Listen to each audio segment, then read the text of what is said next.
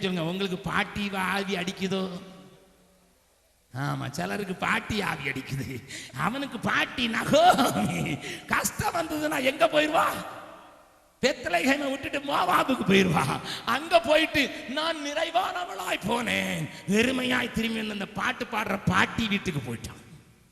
மோவாபிடத்துல போய், அப்பா அம்மா நீ விக்கிரக ஆராதனை பண்ணினாலும் சரி, நீ எப்படி இருந்தாலும் சரி, இந்த அசுத்த ஜாதியோட நீ போய் பத்திரமா இருந்தா போதுன்ட்டு அவ்வளவு சிநேகமான அரண்.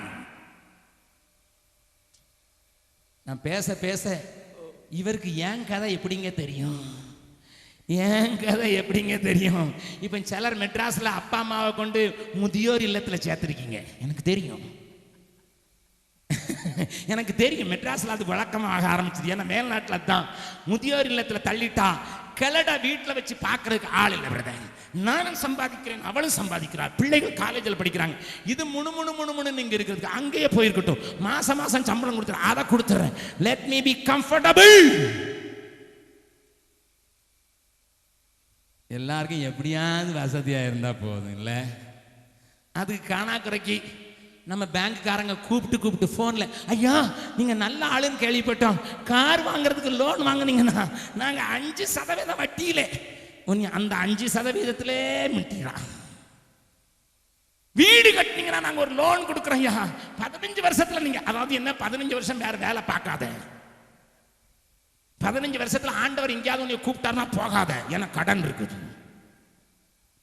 ஹலோ, பேங்குக்காரனுங்கிற சாத்தான் ரூபத்துல உனக்கு ஒரு வலைய விரிச்சு உன்னை அரண் என்று சொல்லி ஒரு பொல்லாத அரணிலே சத்துரு அடைத்து வைத்து விட்டார். ஏனென்றால் அவனுக்கு தெரியும், இவனை வெளியே விட்டா பெலிஸ்தியனுக்கு ஆபத்து, இவனை வெளியே விட்டா ஜனத்துக்கு விடுதலை, இவனை வெளியே விட்டா ஒடுக்கப்படுகிறவர்களுக்கு விடுதலை. அதனால எங்கேயாவது மாட்டி போடு, எப்படியாவது மாட்டி போடு, அது அவனுக்கு வசதின்னு சொல்லி அங்கேயே மாட்டி போடு என்று சொல்லுகிற அந்த ஆவி இன்றைக்கு சபையை சங்கங்களை பிடித்திருக்குது.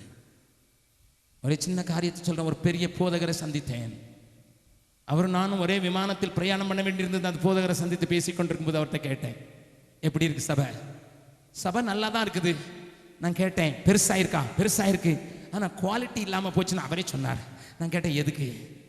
எங்க சபைக்கு பேர்ல இத்தனை லட்சம் ரூபாய் கடன் வாங்கியிருக்கோம் பேங்க்ல, கடிஞ்சு பேசினா எல்லாரும் போயிட்டா காணிக்க வராமல் போச்சுன்னா பேங்க்கார எங்களையும் உள்ள வச்சிருவான்னு சொல்லி நாங்க, நீ நன்றாக இருப்பாய், கண்டுக்கிட்டதே இல்லை, எவனும் பாவம் செஞ்சுட்டு போ, காணிக்க மட்டும் ஒழுங்கா போடுன்னு கத்திரமா இருக்கும். Brother, it's not me, it's not me, a pastor of a big church, because it is trapped, they are trapped. சத்தியத்தை சொல்லாதபடி அதுதான் அவர்களுக்கு பாதுகாப்பு என்கிற வலையை சத்துரு தந்திரமாய் மாட்டிக்கொண்டான். அதில் மாட்டிக்கொண்டு இதுதான் சுகவாசம், இங்கேயே நான் தலைவனாய் இருக்கிறேன். உன்னை அழைத்தது இஸ்ரவேலுக்கு அல்லவோ, நீ 400 பேருக்கு அல்ல, நீ 4000 பேருக்கும் அல்ல, நீ 40 லட்சம் பேருக்கு தலைவனாய் இருக்கிறதுக்கு அழைக்கப்பட்டார்களோ. 400 பேரில் முடங்கி விட்டாயோ? I challenge some of the servants of God. தேவனுடைய சபையிலே ஊழியக்காரராய் இருக்கிற சில சகோதரர்களை பார்த்து தீர்க்க தரிசனமாக சொல்லுகிறேன். ஆண்டவரை பார்த்து சொல்லுகிறார், இந்த நேரத்தில் சொல்லுகிறார், இந்த பக்கத்துல இங்க பக்கத்தில் இருக்கிற சில ஊழியக்காரரை பார்த்து சொல்லுகிறார், நான் உன்னை தெரிந்து கொண்டது 40 லட்சங்களுக்கு அல்லவோ, நீ 400 பேரோட முடங்கி விட்டாய். கடன் பட்டவனுக்கு முழுவதுக்கு ஊழியம் செய்வது உன்னுடைய ஊழியம் என்று நினைத்து மடங்கி விட்டாய், வெளியே வா. இங்க இருக்கிற வாலிபர்களை பார்த்து சொல்லுகிறேன், இங்க இருக்கிற தங்கச்சியை பார்த்து சொல்லுகிறேன், உன்னுடைய வாழ்க்கையில எனக்கு ஒரு நல்ல புருஷன் கிடைச்சிருக்கான், எனக்கு ஒரு நல்ல பிள்ளை கிடைச்சிருக்கு, நல்ல சம்பாத்தியம் இருக்கு, இது போதும் என்று நினைத்து இதுலயே ஒழுங்கி விட்டாயோ, வெளியே வா. எனக்கு வசதிகள் இருக்கிறது, I got perks, I got everything, எல்லாம் சரியா இருக்கிறது, தேவன் என்னை ஆசீர்வதித்திருக்கிறார் என்று சொல்லி அதுதான் அரண் என்று சொல்லி நீ ஏமாந்து கொண்டு இருக்கிற உன்னை பார்த்து தீர்க்க தரிசன வார்த்தை உரைக்கிறது, அரணை விட்டு வெளியே வா. நீ பிரகாசிக்கப்பட வேண்டியவன். இதைத்தான் பவுல் அறிந்த போது சொல்கிறான், கிறிஸ்து உங்களை பிரகாசிப்பார் என்று அறிந்து வாசிக்கலாம் அந்த வசனத்தை. எபேசியர்கள் நிருபம் 5வது அதிகாரம், ஒளியின் பிள்ளைகளாய் நடக்கிறவர்களுக்கு கொடுக்கப்படுகிற அழைப்பை நேற்றைய தினத்திலே பார்த்தோம். அதை தொடர்ந்து இன்றைக்கு மறுபடியும் பார்க்க அழைக்கிறேன். ஆண்டவரோடு கூட பேசுகிறார். எபேசியர் 5வது அதிகாரத்திலே ஆண்டவர் பவுலை கொண்டு அன்றைக்கு பிரகாசமாக்கப்பட்டு ஒளியின் பிள்ளைகளான அவர்களை பார்த்து ஆண்டவர் அழைக்கிற அழைப்பை பாருங்கள். 14வது வசனம். ஆதலால் தூங்குகிற நீ விழித்து மரித்தோரை விட்டு எழுந்திரு அப்பொழுது கிறிஸ்து உன்னை பிரகாசிப்பிப்பார் என்று சொல்லி இருக்கிறார். இவர்கள் வெளிச்சம் பெற்றவர்கள் தான், இவர்கள் வெளிச்சத்தின் பிள்ளைகள் தான். ஆனால் தங்கிவிட்டார்கள், மரித்தவர்களோடு கூட தூங்கிவிட்டார்கள். இதைத்தான் ரோமருக்கு எழுதும் போது எழுதுகிறார், நித்திரையை விட்டு எழுந்திருக்கத்தக்க சமயமாயிற்று என்று அறிந்து. வாசிக்கலாம் ரோமருக்கு எழுதின நிருபம் 13வது அதிகாரத்தில் பவுல் கொடுக்கிற ஒரு பெரிய அழைப்பை பார்க்கும்படியாய் கேட்கிறேன், முடிக்கிறேன். ஒரு சில நிமிடங்கள் மாத்திரம் எனக்கு அவங்களுடைய பஸ் போகாது, அதற்கு ஒழுங்கு செய்யப்பட்டிருக்கிறது. தயவு செய்து 13வது அதிகாரம் 11வது வசனத்திலிருந்து வாசிக்கலாம். நித்திரையை விட்டு எழுந்திருக்கத்தக்க வேளையாயிற்று நாம் காலத்தை அறிந்தவர்களாய் இப்படி நடக்க வேண்டும். நாம் விசுவாசிகளான போது ரட்சிப்பு சமீபமாய் இருந்ததை பார்க்கிலும் இப்பொழுது அது நமக்கு அதிக சமீபமாய் இருக்கிறது. இரவு சென்று போயிற்று, சமீபமாயிற்று. ஆகையால் அந்தகாரத்தின் கிரியைகளை நாம் தள்ளிவிட்டு ஒளியின் ஆயுதங்களை தரித்துக் கொள்ள கடவோம். அல்லேலூயா. ஒரே ஒரு சம்பவத்தை சொல்லி முடிக்கிறேன்.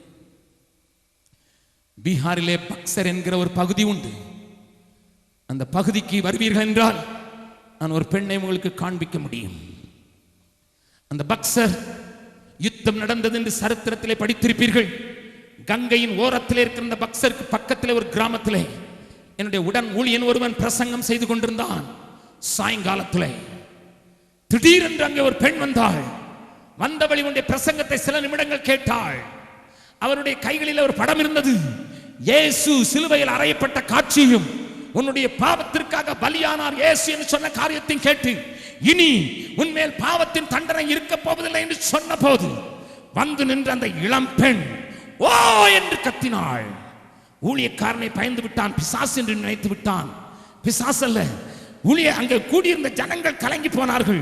அவள் விழுந்து விழுந்து உருண்டு உருண்டு உருண்டு உருண்டு ஏன் என்று சொல்லி அழுதாள்.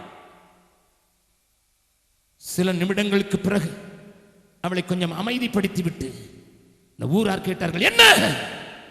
அவள் சொன்னாள், என் குல தெய்வம் என்னை ராத்திரியிலே கேட்டபடியினால் என் பாவத்தின் மன்னிப்புக்கு என் 2 வயது பாலகனை கங்கையிலே போட்டுவிட்டு இப்பொழுதுதான் வருகிறேன்.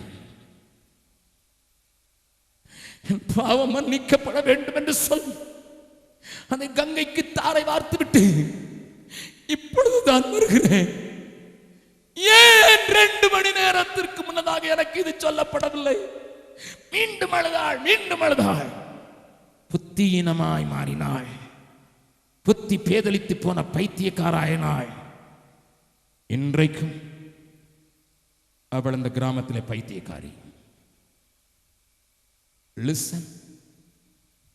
லிசன் சகோதரா, சகோதரி, இன்றைக்கும் அந்த பெண் பைத்தியக்காரியாகத்தான் இருக்கிறாள். அப்படியே நேரே பார்த்து கொண்டிருப்பாள். திடீரென்று மண்ணை தலையில் அள்ளி போடுவாள், உருளுவாள். எதையெல்லாமோ செய்து பார்த்து விட்டார்கள், முடியவில்லை. இடையிடையிலே கொஞ்சம் ஞானம் போல பேசுவாள். 2 மணி நேரத்திற்கு முன்னதாக எனக்கு சொல்லி இருக்க கூடாதா? என் பிள்ளை பிழைத்திருக்குமே. மறுபடியும் மண்ணை அள்ளி போட்டுக் கொள்வாள், உருளுவாள். பல நாட்கள் சாப்பிடாததுனால அவருடைய உருவம் மாறி கணவன் விட்டு போய்விட்டான். தாய் தகப்பன் வேறு வழி இல்லாமல் விதியே என்று வைத்துக் கொண்டிருக்கிறோம் என்று சொல்கிறார்கள். யாரையா காரணம்? நீயும் நானும் வசதிகளிலேயே தங்கிவிட்டு வசதிகளுக்காகவே தேவனை பற்றி கொண்டவர்களாக மாறி இருக்கிற நான் அந்த கம்ஃபர்ட்டை விட்டு எனக்கு சில